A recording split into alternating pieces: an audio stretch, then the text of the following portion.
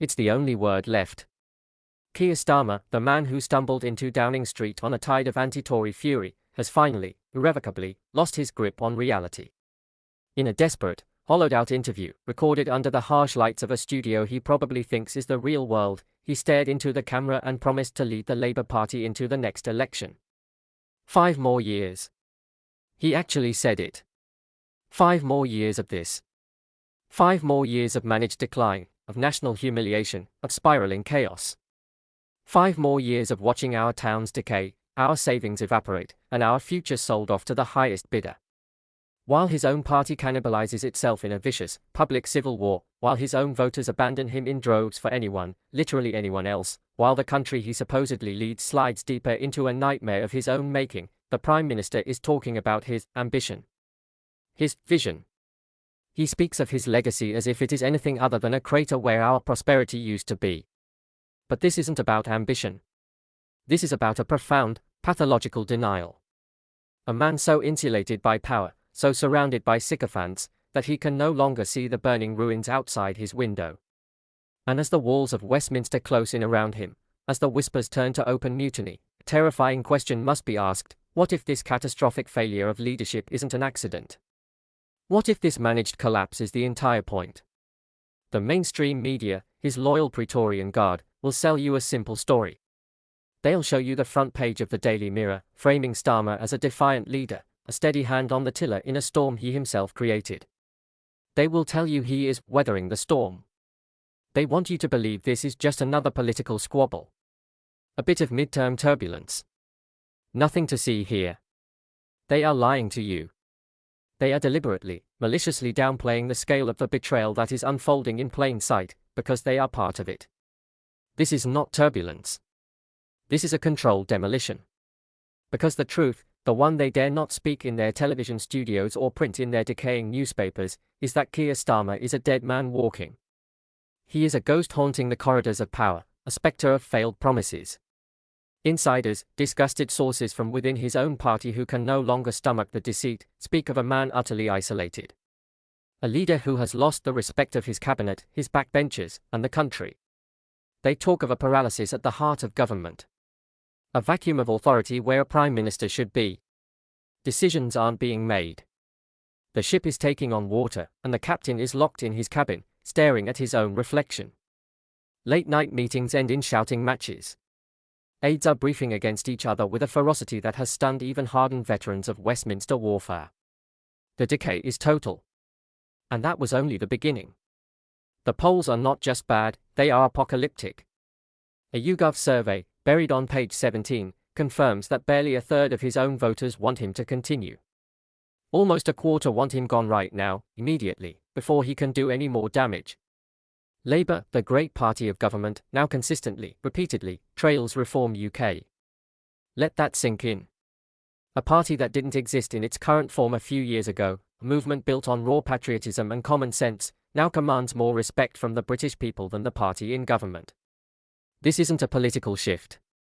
It's a tectonic earthquake. And Starmer's response? To hold a press conference to talk about breakfast clubs and reusing the same tie. It is a spectacle of humiliation on a national scale, a tragicomedy broadcast into every home in Britain. Critics believe we are witnessing something far more sinister than simple, tragic incompetence. They claim Starmer is being used. He is a human shield. A disposable asset. A scapegoat.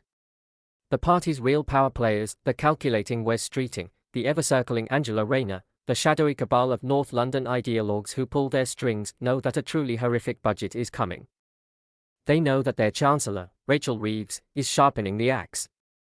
They know she is about to unleash a wave of economic pain on the British people, a budget riddled with so-called Labour values that will translate into stealth taxes, pension raids, and deeper cuts for you and your family than the Tories ever dreamed of.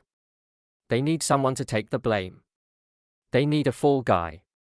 And so, they prop up the hollowed-out figure of Keir Starmer, letting him absorb the public's fury, letting him become the face of the coming nightmare.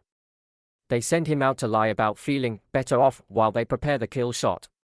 Once he has served his purpose, once he has signed off on their catastrophic economic plan and the country is reeling, they will strike. They will cast him aside like a piece of refuse and present themselves as the saviors.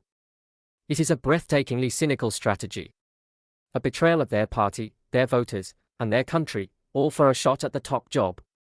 And while they play these vicious, self-serving games in their Westminster bubble, who pays the price? You do. Every single time.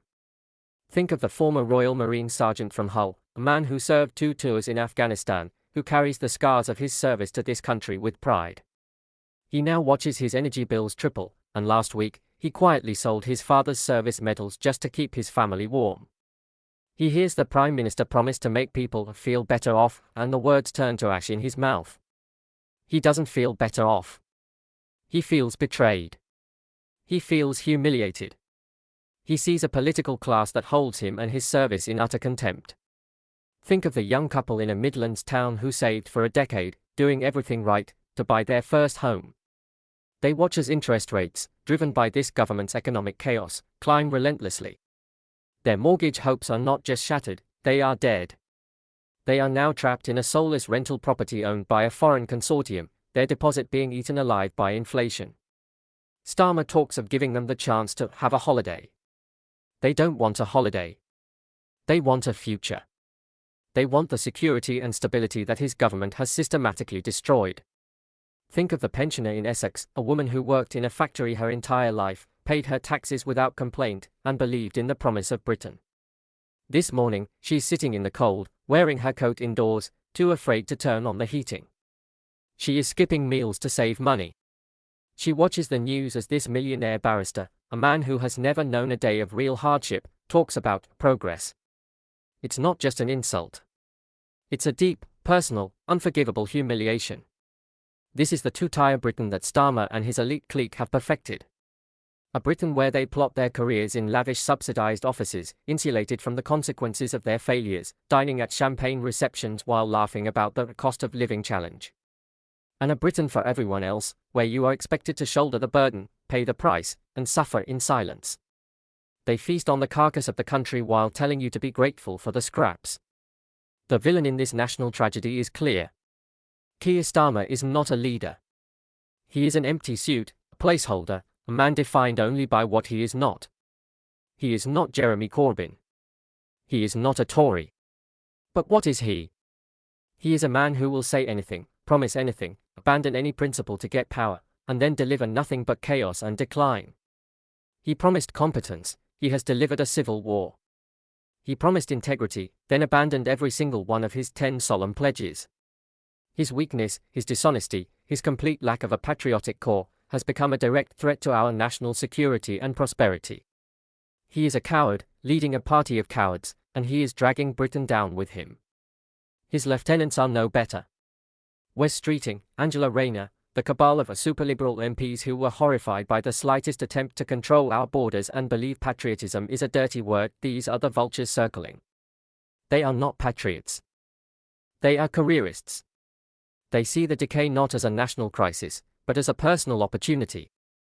They are waiting for the perfect moment to plunge the knife in, and they don't care how much blood is spilt in the process, as long as it isn't theirs. Their entire political project is an assault on the values of ordinary Britons. But in the darkness, a light is beginning to flicker. While the establishment wrings its hands and the Labour Party tears itself apart, the British people are waking up. They are seeing the betrayal for what it is. That is why they are turning their backs on this corrupt, broken two-party system. It is why the common sense of Nigel Farage and Reform UK resonates more powerfully every single day. They are not offering focus group slogans about breakfast clubs. They are speaking the truth. They are channeling the righteous anger of a nation that has been lied to, ignored, and humiliated for far too long. The people are becoming the heroes of this story. They are refusing to play their assigned role as silent victims. They are finding their voice. And that voice is a roar. The coming budget in late November is the inflection point. The local elections in May are the deadline. The plotters are getting their ducks in a row. The stage is set for the final act of this unforgivable betrayal. Keir Starmer believes he can survive it. He believes he can cling to the wreckage. He is wrong. The question is no longer if he will fall, but when. And what will be left of Britain when he does? Will you accept this future of managed decline, led by a rotating cast of self-serving elites who despise you and everything you stand for? Or will you demand a leadership that puts this country, its people, and its future first? Is this the Britain you want? A nation paralyzed by cowards, governed by liars, and picked apart by vultures while good people suffer. If you refuse to stay silent while they burn our country for their own political gain, then share this video. If you believe Britain deserves better than this pathetic, decaying political class, then make your voice heard in the comments. Subscribe, and join the growing chorus of patriots who are saying, loud and clear, we have had enough.